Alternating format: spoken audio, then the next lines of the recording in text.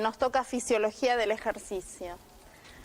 Bueno, como bien dice en la diapositiva, la actividad muscular, ¿sí? Yo traté, en estas diapositivas lo que traté fue de ponerles todo el contenido teórico que requieren saber, porque como vieron, la unidad de fisiología del ejercicio no está en todos los libros en forma completa, ¿sí? Hay libros que lo tienen mejor desarrollados que otros. Uno de ellos es el Guyton, ¿sí? El Guyton es el que, a mi gusto, lo tiene más desarrollado en detalle. Después hay otros libros, pero no son de acceso a ustedes. Por ejemplo, el RAF también tiene fisiología integrativa, ¿sí? Con este tema. Bueno, la actividad muscular está caracterizada por 3 parámetros. Por un lado, la fuerza que desarrolla ese músculo, la potencia de ese trabajo muscular y la resistencia, que la resistencia se refiere al tiempo durante el cual ese músculo puede desarrollar esa actividad muscular, ¿sí?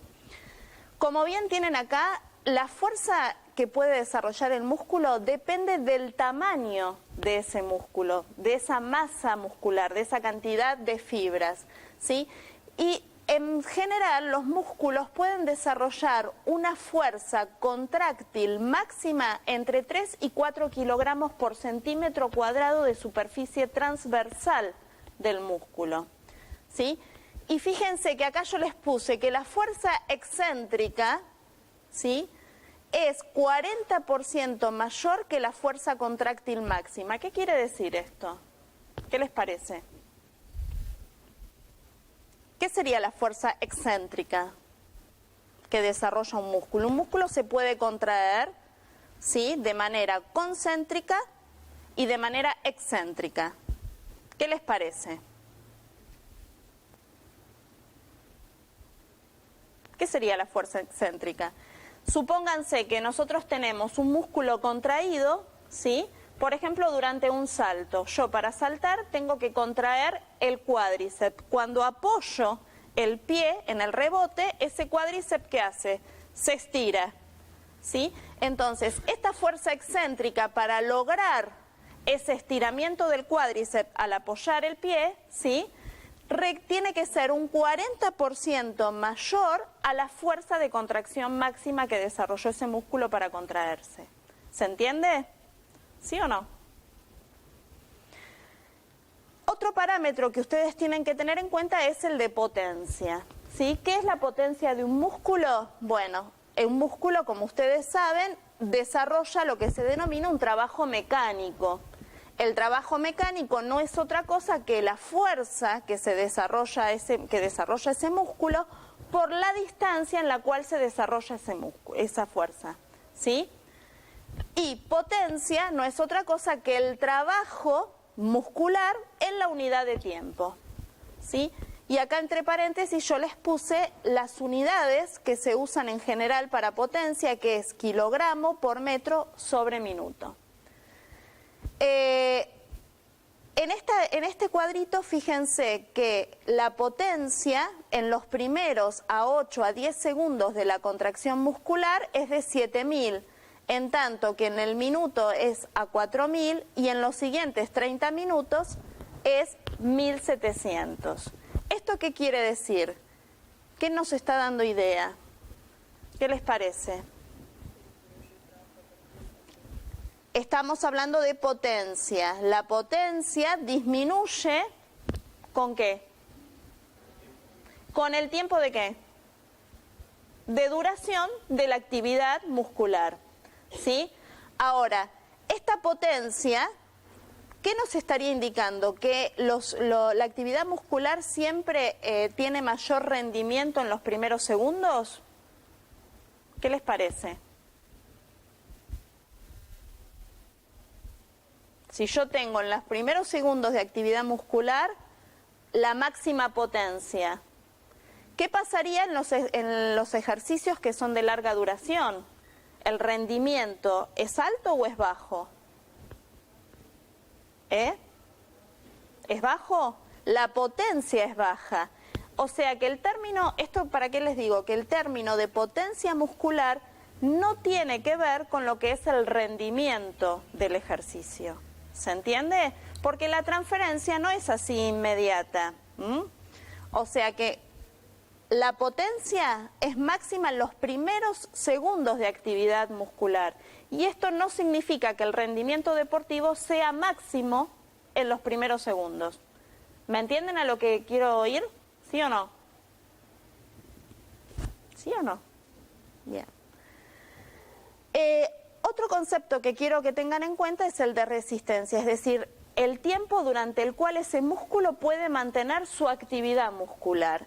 Obviamente, ¿de qué va a depender? Del aporte nutritivo que tenga el músculo. Fundamentalmente, ¿de qué nutrientes? De la cantidad de glucógeno que el músculo almacena.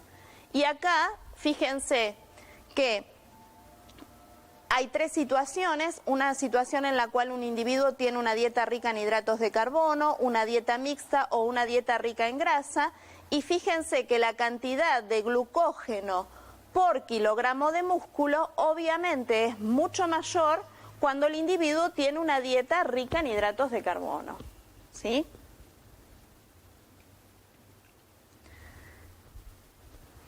Acá tienen una clasificación general de los diferentes tipos de ejercicios, ¿sí? El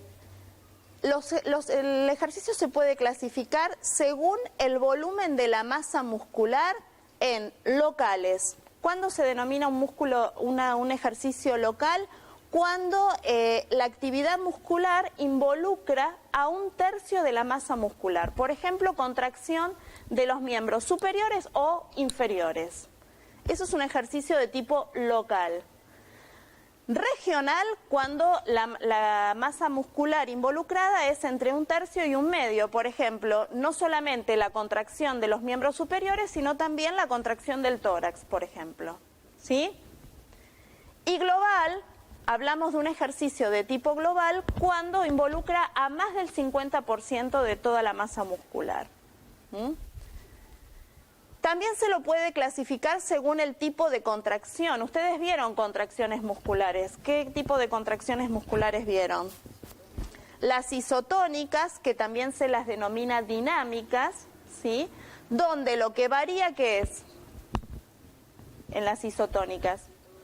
La longitud del músculo. El músculo puede contraerse en forma concéntrica, hacia adentro, o en forma excéntrica, hacia las puntas, hacia los costados, ¿sí?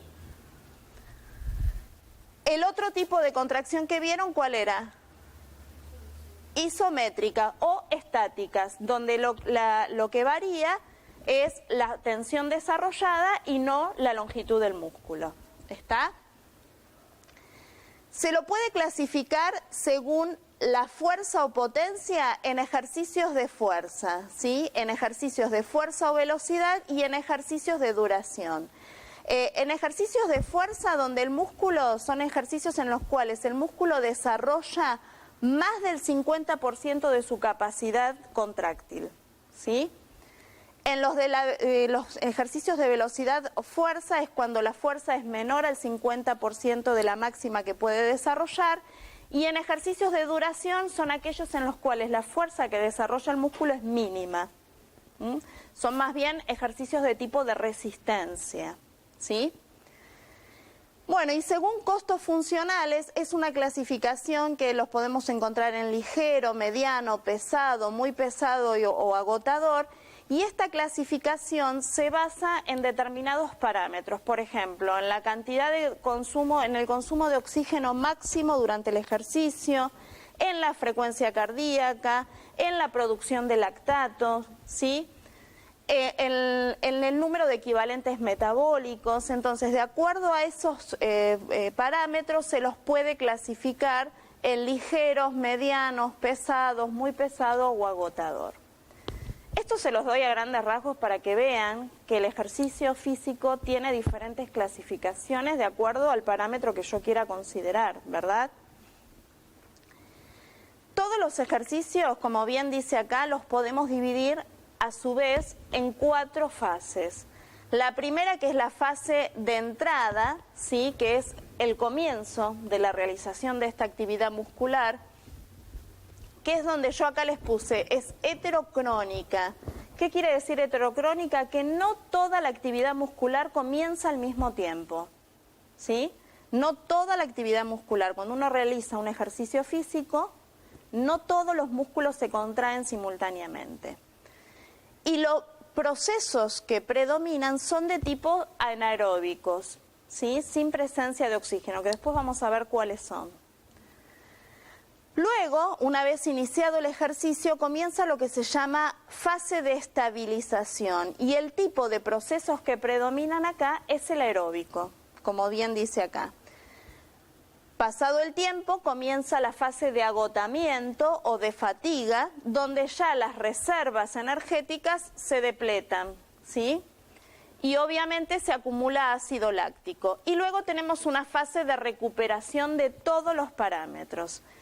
Lo que a ustedes les tiene que quedar claro es que toda actividad muscular, toda actividad, todo ejercicio pasa por estas 4 fases. Una fase de entrada, una fase de estabilización, de fatiga y de recuperación para volver a hacer otra vez algún otro tipo de ejercicio. Sí. Ahora vemos, ahora vamos a ir. En todo el ejercicio, como ustedes vieron, es tipo un estrés, ¿verdad? Es un estímulo estresante para el organismo. Y si es un estrés, ¿qué va a producir? Como todo estrés. ¿Una respuesta de qué tipo? ¿Una respuesta? Hormonal, pero ¿el estrés qué es en general? ¿Qué vimos que es? ¿Es un síndrome de qué? General de adaptación. Entonces, si consideramos al ejercicio un estímulo estresante, vamos a ver que el ejercicio induce adaptaciones en el individuo. Esas adaptaciones pueden ser agudas o adaptaciones de tipo crónico, ¿sí? Dependiendo de cuánto qué, si es un estímulo estresante. ¿De cuánto qué? De cuánto dure, ¿sí? Y la duración del ejercicio va a estar relacionado con ¿qué? ¿Qué les parece? Cuando yo habitualmente hago un ejercicio, ¿es lo mismo que yo lo hago un día y no lo hago más? ¿A que yo todos los días hago ese mismo ejercicio? ¿Con qué tiene que ver eso? Con el entrenamiento, ¿sí? Entonces, toda actividad muscular va a tener una adaptación de tipo aguda, que son las adaptaciones que van a ocurrir durante la realización de un ejercicio, y adaptaciones de tipo crónica, que son aquellas que van a estar relacionadas con el entrenamiento, obviamente dicho, ¿sí? Bien, ¿cuáles son las adaptaciones agudas que se producen durante la realización de un ejercicio físico? Tenemos adaptaciones de tipo metabólicas, circulatorias, cardíacas, respiratorias, hematológicas, del medio interno. Hay varias, ¿sí? Nosotros vamos a ver algunas, las principales, y vamos a ir a la primer tipo de adaptación, que son adaptaciones de tipo metabólicas, que ahí viene tu pregunta. Para poder realizar la contracción muscular, el músculo requiere de energía. ¿Esa energía proviene de dónde? ¿De dónde proviene? Del ATP. Adenosín trifosfato, tiene 3 enlaces fosfatos, ¿sí? Es decir, que el desdoblamiento del ATP hace que cada enlace fosfato del ATP se liberen 7.300, fíjense, calorías por mol. ¿Lo ven? Cuando este ATP se desdobla en ADP, libera 7.300, y cuando este ADP se desdobla en AMP, libera otras 7.300. Y esa energía es utilizada para la contracción muscular. Ahora, ¿qué pasa? Este ATP hay que reponerlo para que siga habiendo contracción muscular. Entonces, de este lado, ustedes tienen 3 sistemas que permiten que este ATP se reponga, ¿sí? ¿Cuáles son estos 3 sistemas? El primero es el sistema que se denomina fosfocreatina. La fosfocreatina, como acá lo tienen, está formada por la creatina más un enlace fosfato. ¿Lo ven? Este enlace fosfato, cuando se desdobla, libera 10.300 calorías por mol. O sea que este enlace fosfato de alta energía tiene mayor energía que ¿quién? Que el enlace fosfato del ATP. ¿Lo ven? Para eso les puse los valores, ¿sí? Entonces, el principal es que la fosfocreatina se desdobla en creatina más fosfato, se libera energía y esta liberación de energía permite este fosfato que se una a la MP o a la EDP para formar el ATP, ¿sí? El otro sistema es el glucógeno, ¿sí? El glucógeno está almacenado ¿en dónde? Es la forma en que se almacena la glucosa en qué tejidos. Y en hígado y en músculo, ¿verdad? A través el glucógeno de la glucogenólisis que ocurre a nivel de hígado o a nivel muscular, ¿qué se libera? Glucosa. La glucosa, ¿qué es lo que hace? Por glucólisis, ¿la glucólisis es un proceso aeróbico o anaeróbico? Anaeróbico. ¿Qué forma? Piruvato. Se forman 4 moléculas de ATP y se forman 2 moléculas de piruvato. El piruvato, ¿qué es lo que puede pasar? Si hay oxígeno, va a ir a mitocondria. En mitocondria, ¿qué va a pasar? Se va a desdoblar en acetilcoenzima A y la acetilcoenzima A va a entrar en ciclo de Krebs, ¿sí? Para producir factores reducidos que van a originar la producción de ATP con la fosforilación oxidativa. Y si no hay oxígeno, ¿qué es lo que pasa con ese piruvato? Se convierte en lactato, que es lo que tenemos acá. Entonces, estas dos primeras fases, ¿sí?, ocurren en ausencia de oxígeno, en condiciones anaeróbicas. Son dos sistemas que actúan rápidamente. Entonces, fíjense que el sistema de la fosfocreatina y a este sistema de ácido láctico se los llama sistemas de fosfágenos de alta energía, ¿sí? Y fíjense qué es lo que les puse acá. Permiten una actividad física de intensidad máxima y de corta duración, porque nos va a proveer el ATP en forma rápida, ¿sí? Y con alta eficiencia.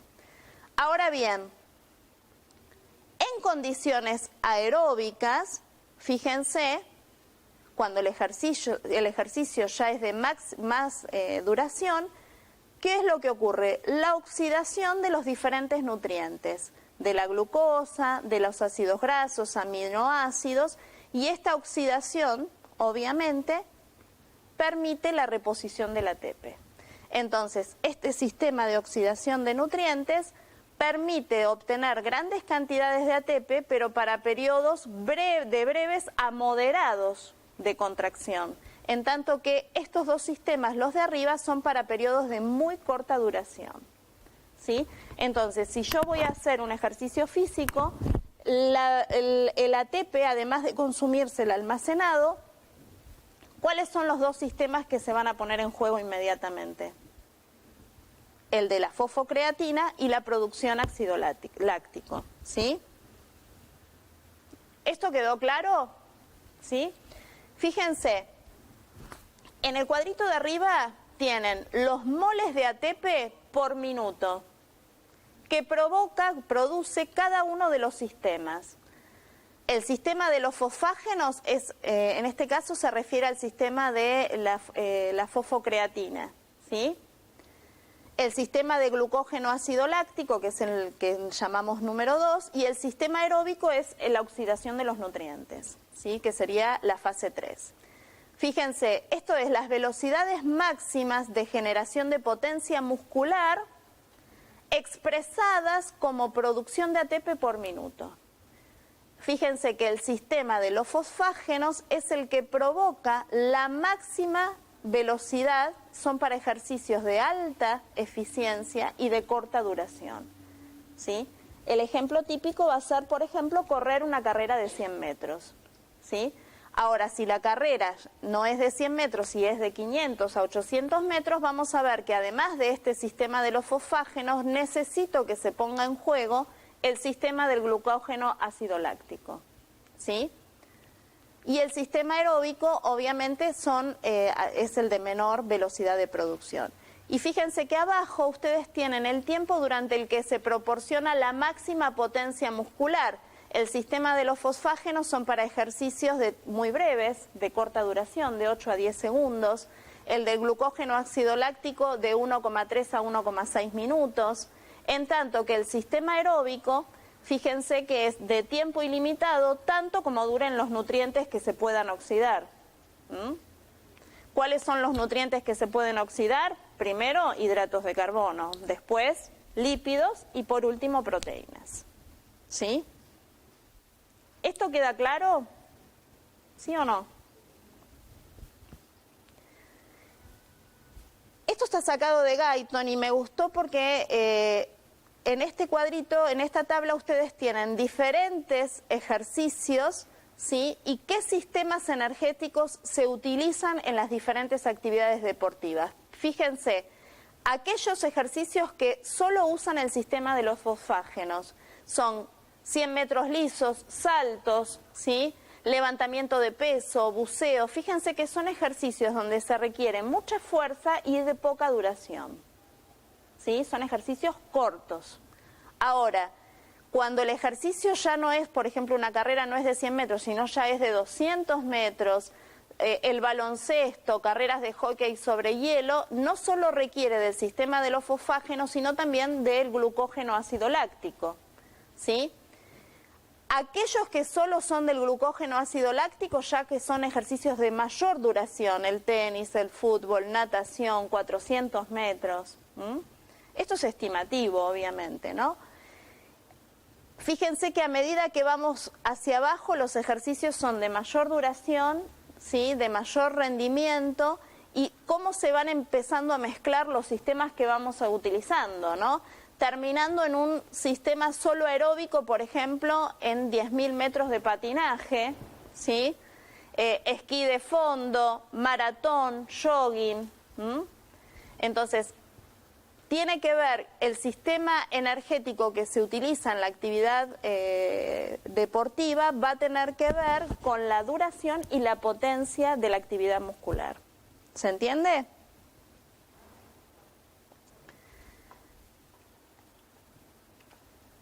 En esta diapositiva lo que yo les quiero mostrar es un concepto que es lo que se llama deuda de oxígeno. No sé si lo escucharon hablar esto. ¿Sí? ¿Lo escucharon? El oxígeno almacenado es aproximadamente de 2 litros, como dice ahí.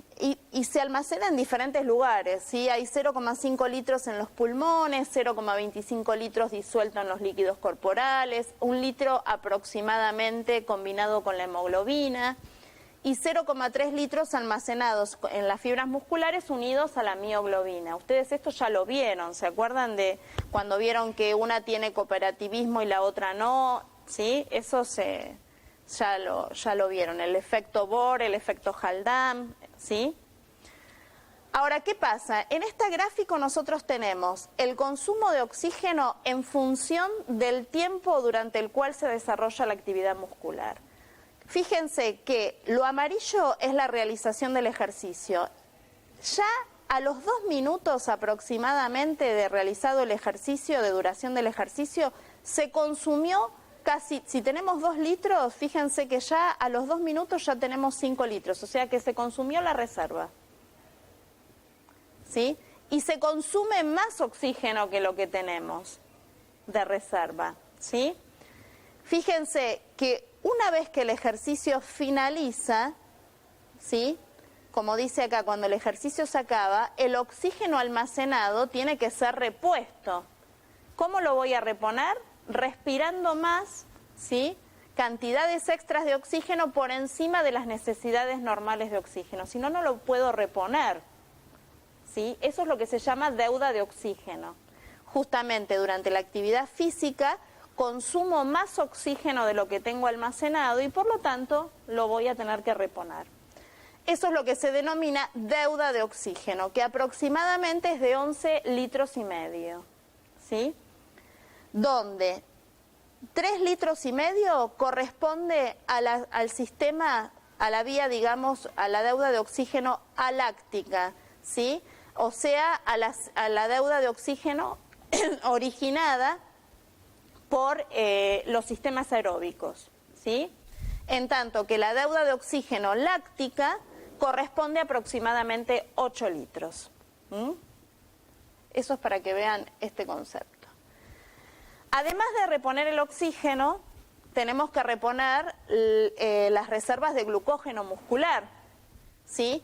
¿Cómo las reponemos? Fíjense, acá que tenemos graficado el contenido de glucógeno muscular en función del ejercicio y en las horas de recuperación posterior al ejercicio. Un ejercicio, por ejemplo, de 2 horas.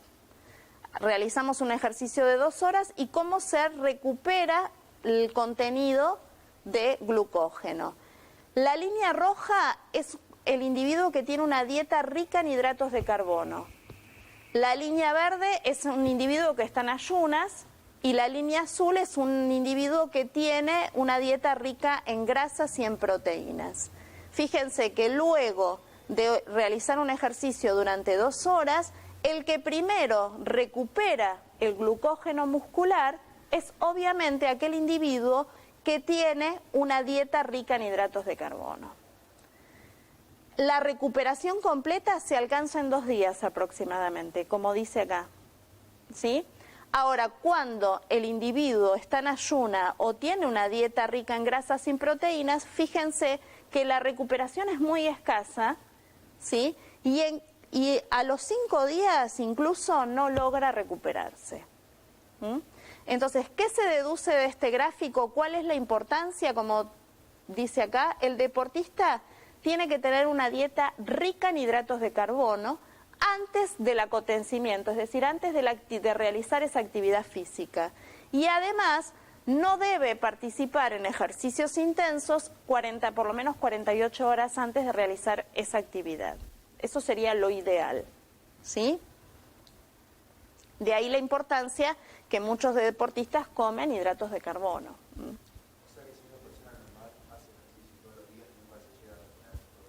Sí, con la alimentación deberías tener que reponerla, pero conviene tener una dieta más rica en hidratos que en proteínas y en grasas, para que la reposición sea más rápida. Fíjense, en este gráfico tenemos que tener en cuenta la duración del ejercicio, ¿no? Pero dice porcentaje de utilización de hidratos de carbono en función del tiempo del ejercicio. Y acá tenemos porcentaje de utilización de grasas. Fíjense que con los ejercicios de corta duración, de segundos a minutos, ¿quién es el que más se utiliza? El hidrato de carbono, que es el rojo. El rojo es una dieta rica en hidratos de carbono, el verde es una dieta mixta y el azul es una dieta rica en grasa. Cuando el ejercicio es de segundos a minutos, lo que más se consume es hidrato de carbono, ¿sí? Ahora, cuando el ejercicio es de horas, fíjense que acá tenemos la escala al revés, ¿sí? Lo que menos se consume es el hidrato de carbono, ¿sí? ¿Lo ven? Entonces, la mayor parte de la energía deriva de los hidratos de carbono, pero durante los primeros segundos o minutos. Pero en el momento del agotamiento, ¿sí? O sea, al final, cuando ya el ejercicio lleva muchas horas, ¿sí? El 60 al 85% de la energía proviene de las grasas. Exacto. Acabaste con las reservas. Se están depletando las reservas de hidratos de carbono, de glucógeno. ¿Está?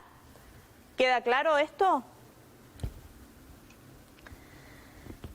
Cuando no tenemos hidratos de carbono, obviamente tenemos que empezar a oxidar, ¿quién?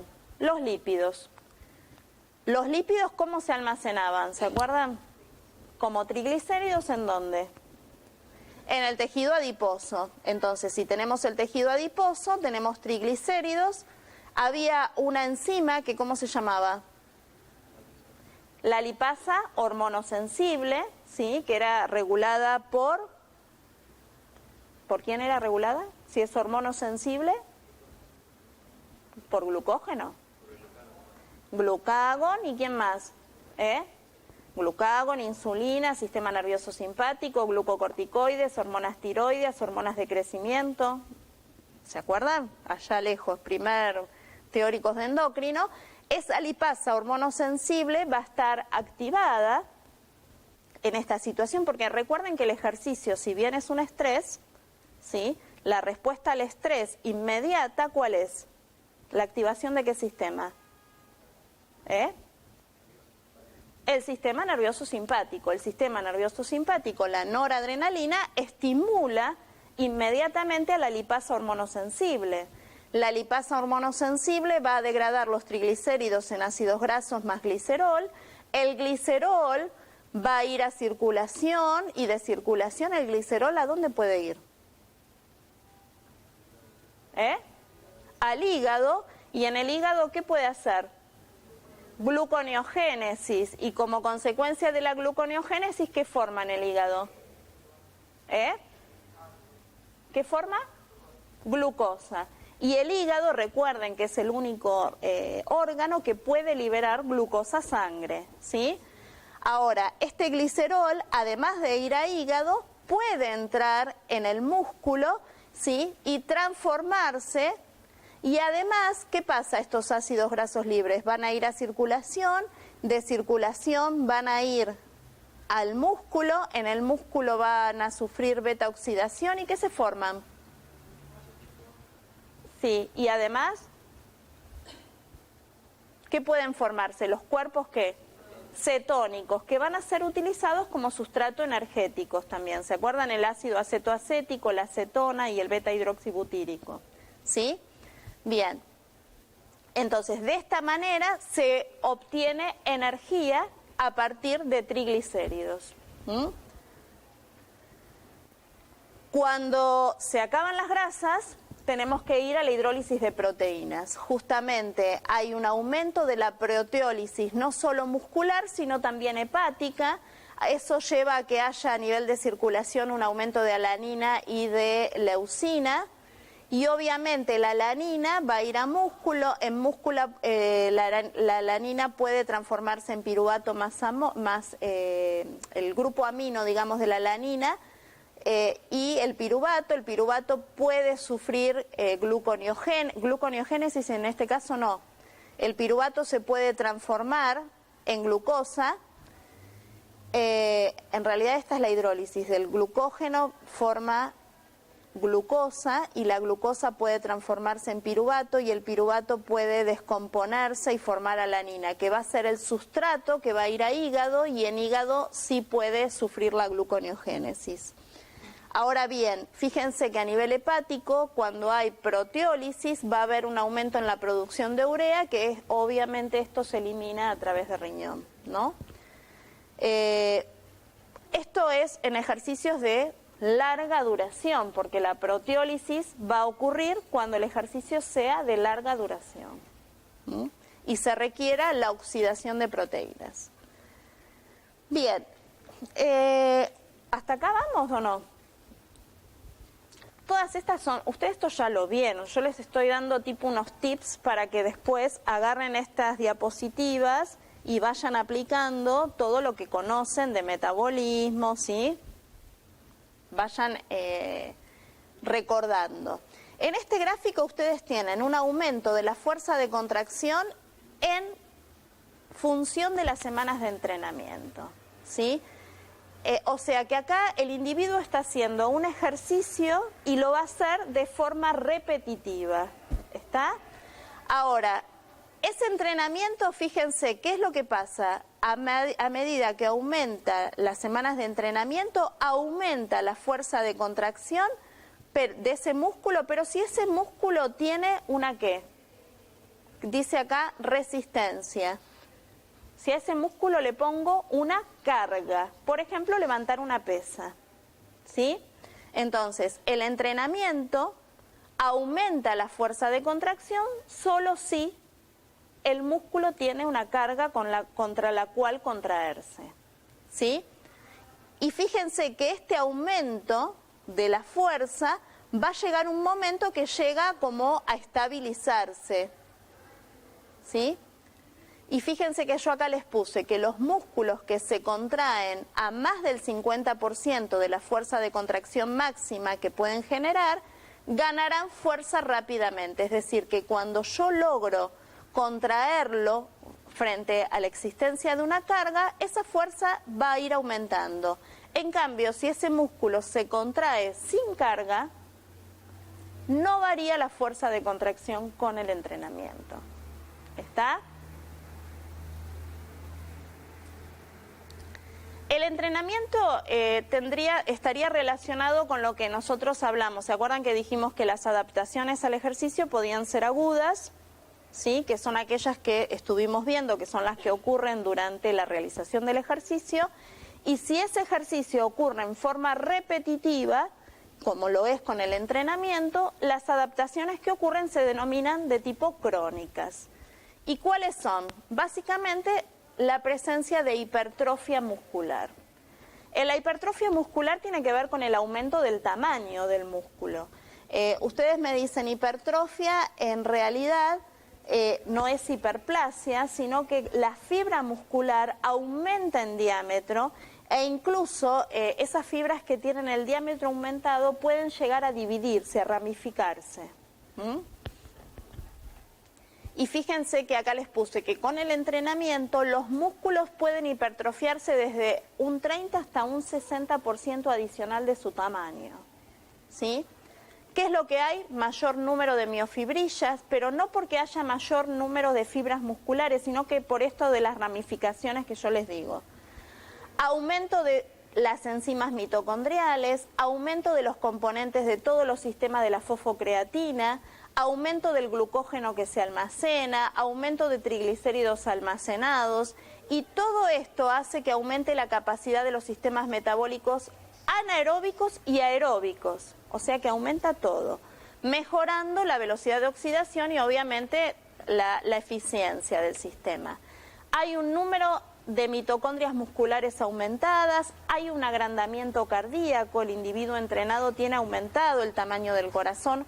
Obviamente esto tiene que ver con la adaptación del sistema circulatorio, aumenta el consumo máximo de oxígeno, vamos a ver que los individuos entrenados tienen una disminución de la frecuencia cardíaca y hay como les dije, hay un incremento de la capacidad oxidativa justamente porque hay un aumento de todo lo que es las enzimas mitocondriales.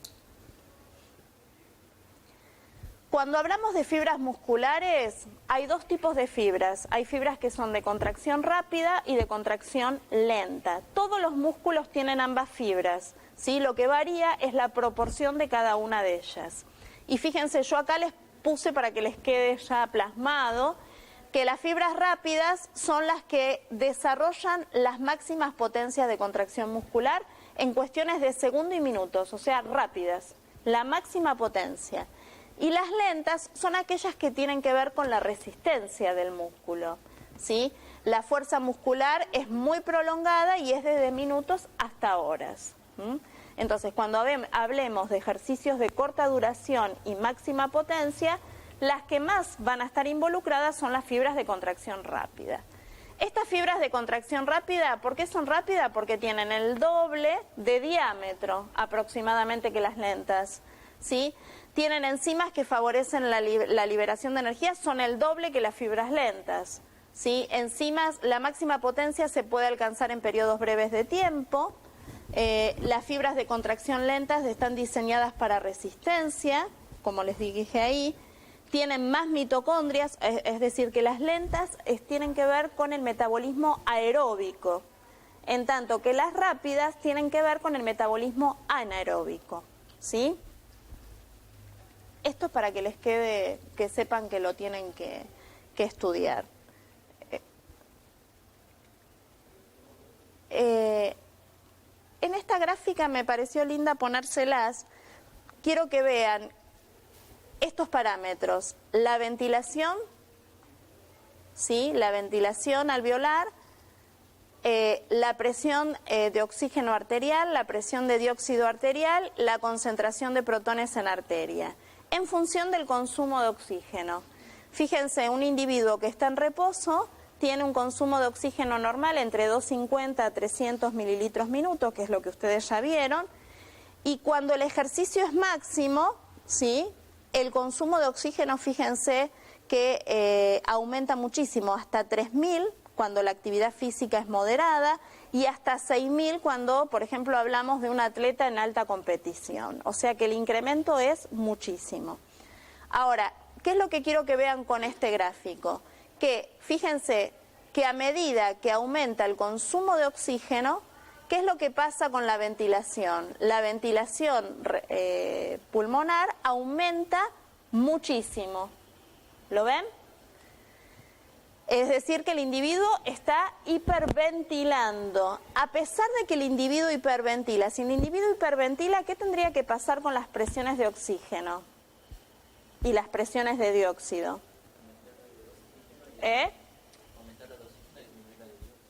Exacto. Si el individuo hiperventila, tendría que disminuir la de dióxido y aumentar la de oxígeno. Y fíjense que a pesar de eso, las presiones parciales arteriales de ambos gases varían muy poco, casi no varían, ¿sí? Ya solamente vamos a ver que después, cuando el ejercicio es de larga duración, vamos a ver que puede llegar a haber un descenso, ¿sí?, en la presión de dióxido, justamente porque un descenso, porque hay mucha producción de ácido láctico, ¿sí? Pero en general, lo que quiero que vean con este gráfico es que a pesar de que la ventilación aumenta mucho, hay poco cambio en la presión de oxígeno arterial y de dióxido arterial. Eso es lo que les tiene que quedar claro. Y el consumo de oxígeno obviamente aumenta muchísimo durante la realización del ejercicio, ¿sí? Esto lo habíamos visto cuando en regulación de la respiración, ¿se acuerda que nos había quedado una diapositiva que no la habíamos visto? Es justamente esta, donde ustedes tienen ventilación en función del tiempo del ejercicio. Fíjense que presentan este gráfico, tenemos el reposo, luego tenemos una fase denominada 1, una fase denominada 2, una fase denominada 3 y la recuperación. Es decir, que durante el desarrollo del ejercicio podemos encontrar que la ventilación alveolar, ¿qué hace?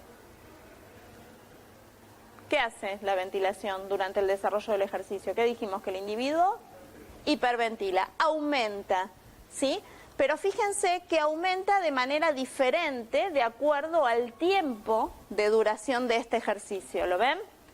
Entonces, tenemos la fase 1, que es este inicio, donde el ejercicio comienza en esta línea punteada donde dice 0, comienza la actividad física, y fíjense que de este valor de reposo pasamos a este valor de reposo, o sea que hay un aumento brusco en esta ventilación, ¿sí? ¿Se acuerdan que ventilación era igual a qué? En la formulita, ¿cómo la calculaban? La ventilación pulmonar.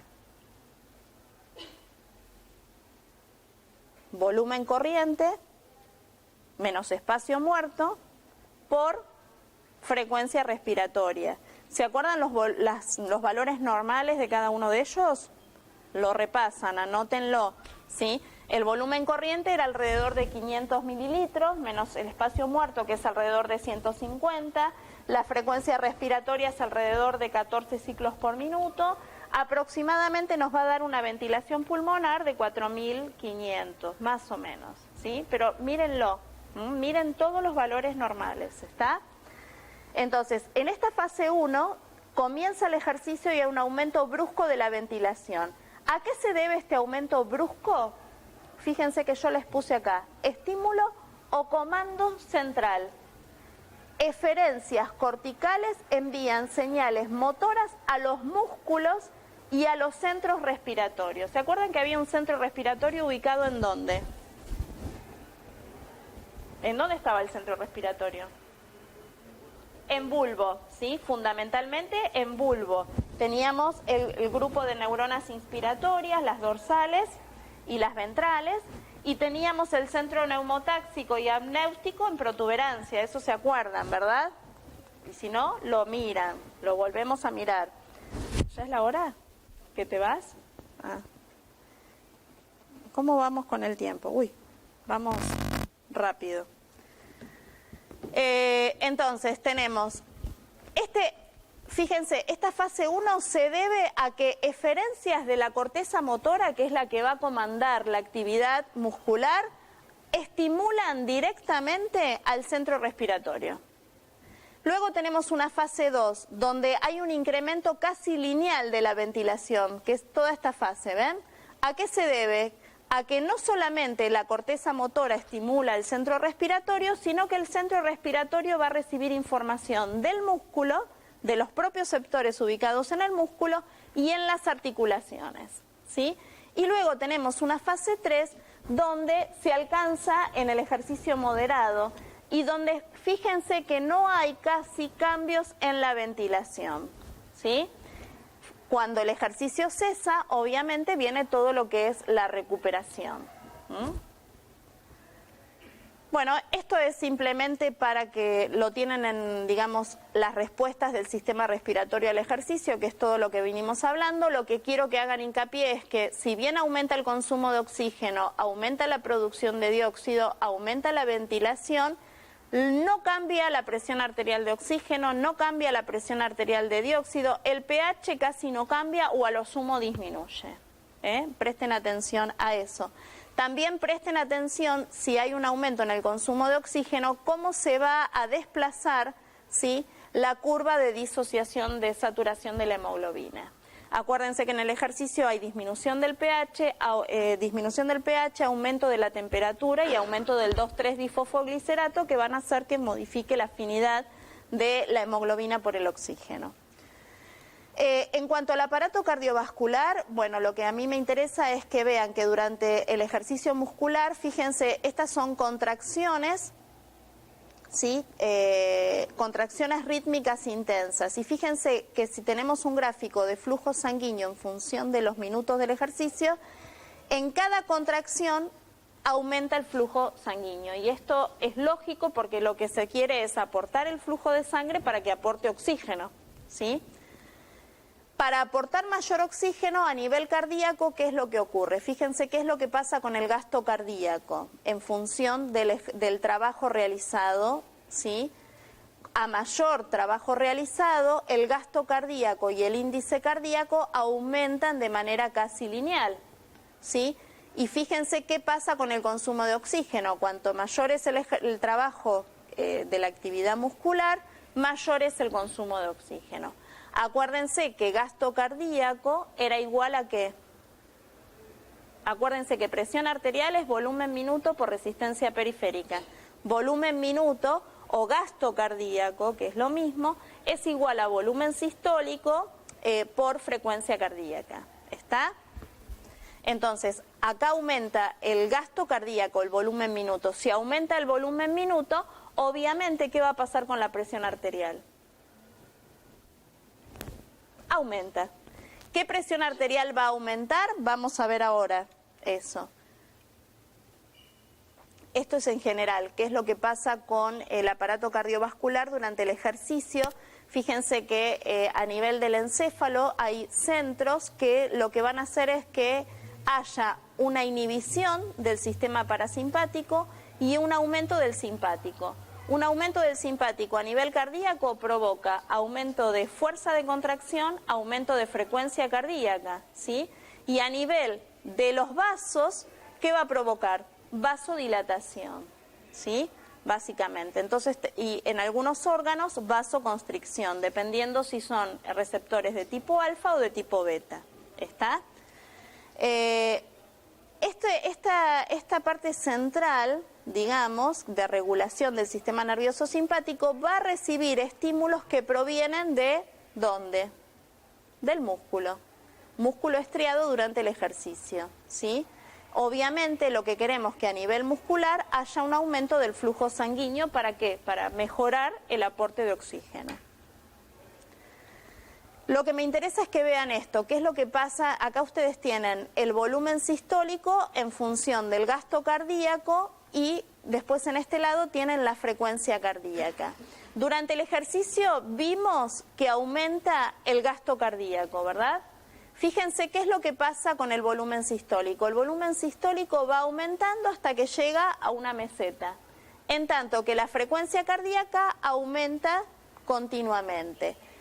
Ahora, cuando el ejercicio es intenso, de larga duración, fíjense que el aumento del gasto cardíaco se debe principalmente al aumento en la frecuencia cardíaca y no al aumento del volumen sistólico. ¿Lo ven? Porque el volumen sistólico se estabiliza rápidamente. ¿Lo ven? ¿Sí o no? Entonces, lo que tiene que quedar claro de acá es que el aumento del gasto cardíaco durante el ejercicio intenso se debe a que aumenta básicamente la frecuencia cardíaca.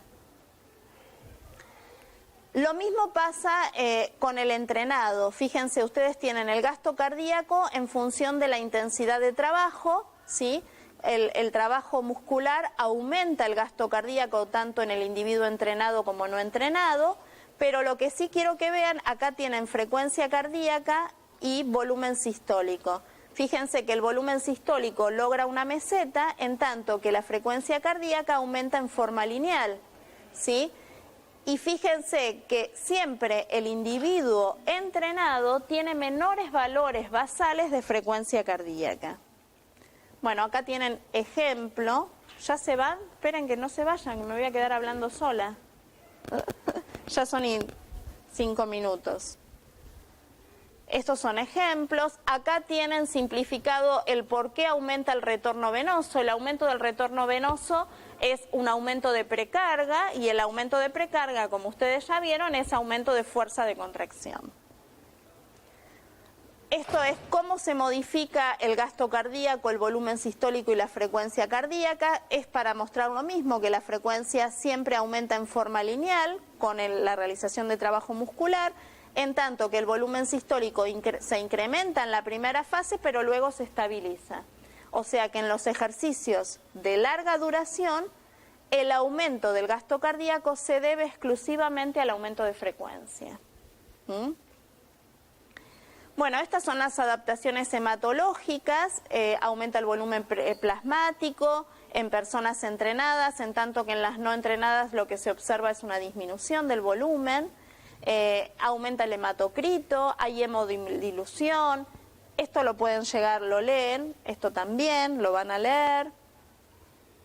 Y también lo que les puse acá es que en el ejercicio a veces nos olvidamos de esto, que es la función renal durante el ejercicio. Durante el ejercicio, y sobre todo el ejercicio de tipo intenso, disminuye el flujo sanguíneo renal y el flujo plasmático renal. Entonces, esto va a hacer que disminuya la tasa de filtración glomerular, ¿sí? Y obviamente hay un aumento de vasopresina, de un aumento del sistema renina-angiotensina 2, porque hay un aumento de todo lo que es la actividad simpática a nivel renal. Eso es para que ustedes después relacionen. Hay disminución de la tasa por vasoconstricción de las dos arteriolas, disminuye el volumen urinario, hay hematuria, proteinuria, y si el ejercicio es demasiado intenso, hay falla renal. ¿Está?